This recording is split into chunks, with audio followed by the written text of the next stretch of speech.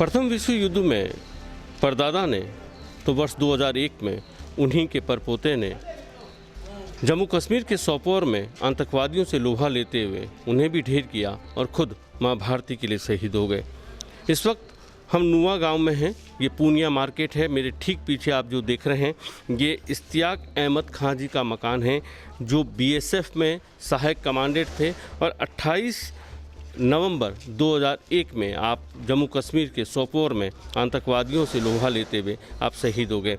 इस छोटे से बाज़ार में मेरे ठीक सामने राजेंद्र सिंह जी पूनिया का मकान है, वो भी इस देश के लिए शहीद हुए हैं। हम उनके भी घर जाएंगे, लेकिन पहले हम आपको दिखा दें कि ये जो गली है पूनिया मार्केट में, इसके ठीक सामने ये शहीद इश्तियाक अहमद खां जी का ये मकान है। आप बीएसएफ में सहायक कमांडेंट थे।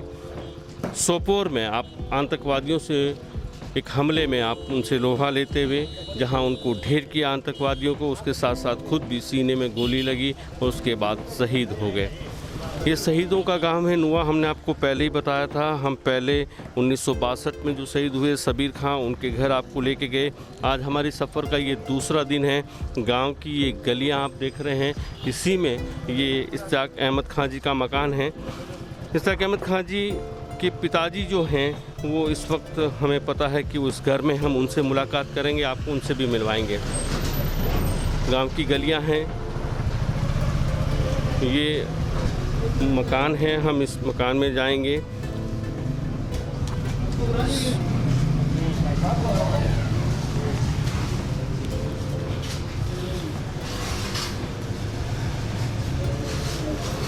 मकान में कुछ अब निर्माण का कार्य हो रहा है। इस वक्त हम अंदर जाएंगे। यहाँ पर शहीद के जो पिताजी हैं हम उनसे मुलाकात करेंगे, उनको हम नमन करेंगे कि देश की सेवा में उन्होंने अपना जिगर का टुकड़ा दिया। हम उनको सलाम करते हैं, हम उनकी शहादत को बारंबार नमन करते हैं, प्रणाम करते हैं। आइए चलते हैं अंदर।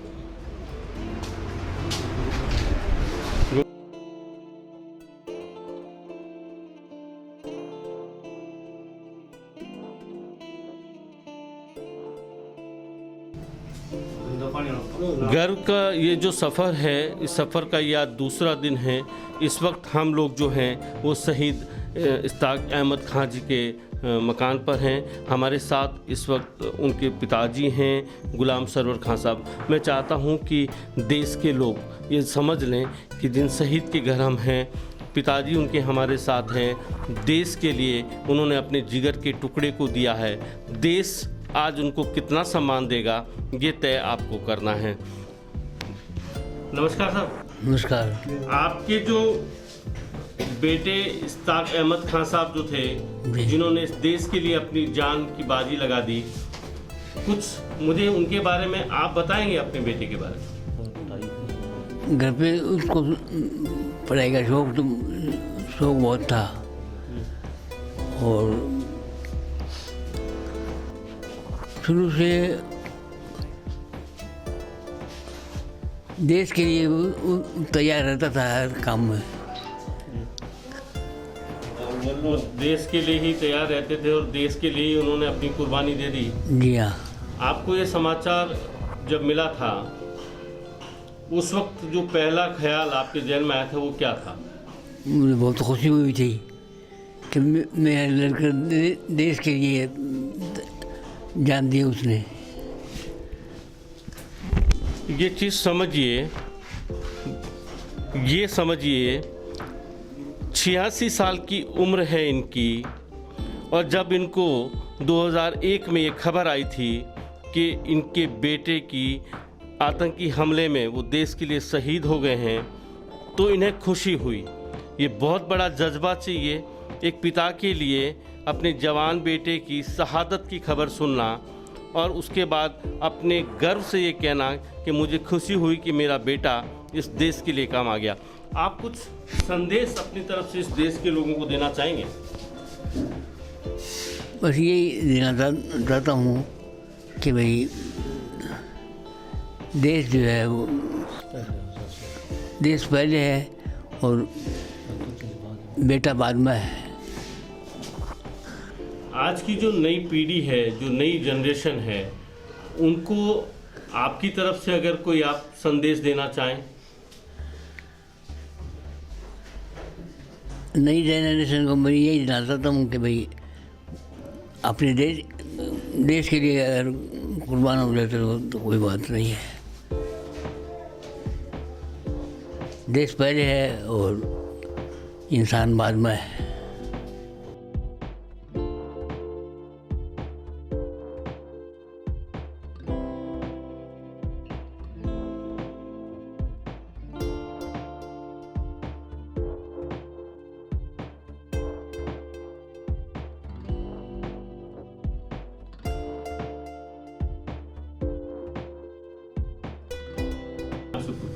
आपका नाम बता दो। मोहम्मद अशफाक, स्कूल व्याख्याता, शहीद इश्तियाक का बड़ा भाई।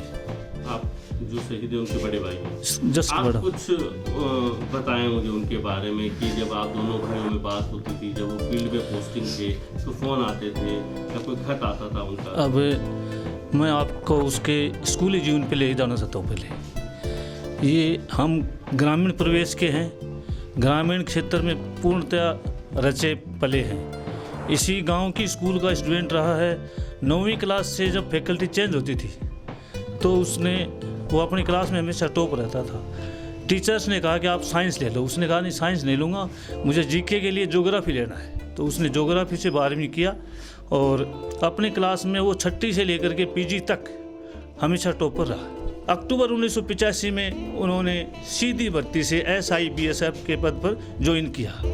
ट्रेनिंग के बाद उसको पंजाब फ्रंटियर मिला। तो पंजाब फ्रंटियर में उन्होंने 10 साल सर्विस की और 88 में जब पंजाब फ्लड आया था उसमें मेरे को जब वो लेटर डालते थे, जब उस समय मैं जावा सर पोस्टेड था, तो वो लेटर डालते कि भाई साहब लेटर लिख तो रहा हूँ लेकिन समय नहीं है। 24 घंटे पानी में खड़े हैं, पाँव में छाल वो पैर गड़ गए हैं, कपड़े बदलने का टाइम नहीं है, पानी में रह रहे हैं, लेकिन सेवा का जज्बा है।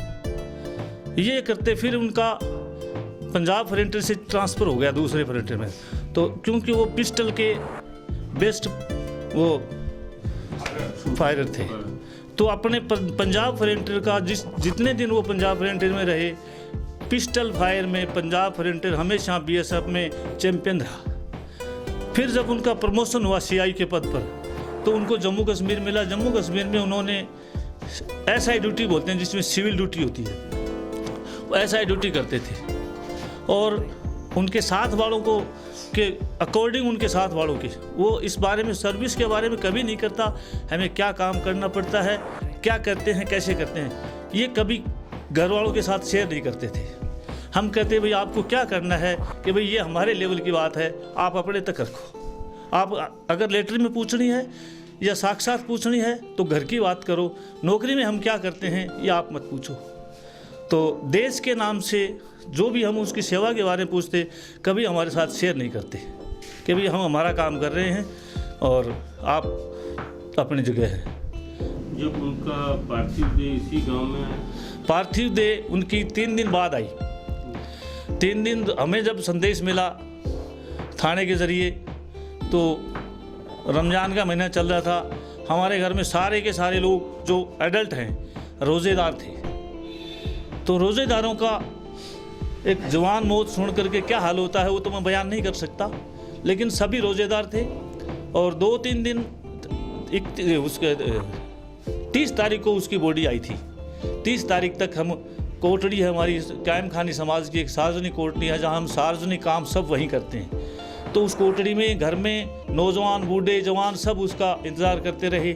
और 3 दिन बाद जब बॉडी आई तो हमारे क्षेत्रीय सांसद श्री शीशराम जी ओला और अन्य ग्रामीण जन अधिकारी जन सम्मिलित हुए और उनको 3 दिन बाद सुपुर्द खाक किया गया। तो वो यहीं आई थी? हाँ, यहीं बॉडी गांव में आई थी। गांव में आपका घर तक आई थी? हाँ, घर में हमने उनको स्नान करके घर से रवाना किया। फिर हमारी कोठड़ी है, कौन सी जगह घर? यही घर? यहाँ इस कमरे के पास में हमारा घर, अंदर कमरा है, उसको अभी तोड़ के हमने नया बना दिया। वहाँ उसका नहलाया है और वहाँ से उसकी बॉडी को तैयार करके सुपुर्दे खाक के लिए हमने तैयार किया है। फिर हमारे घर का एक रास्ता आगे से, उधर से मोहल्ले के बीच से, उधर से ले जा करके हमारी सार्वजनिक जगह है जिसको हम हमारे समाज में कोठड़ी के नाम से जानते हैं, उस कोठड़ी में उसको रखा और वहाँ हज़ारों की तादाद में ग्रामीण जन, रिश्तेदार और स्कूलों के विद्यार्थी जमा थे और उन्होंने उनके अंतिम दर्शन किए, उनकी अंतिम यात्रा के साथ चले और घर से लेकर के ये हमारे जो कब्रिस्तान है वहाँ तक दीवारों पर, सड़कों पर और छतों पर डर ये लग रहा था कहीं छत टूट के नहीं पड़ जाए, इतनी भीड़ हो रही थी। और बच्चे बूढ़े जवान नारे लगा रहे थे, जब तक सूरज चांद रहेगा इश्तियाक तेरा नाम रहेगा।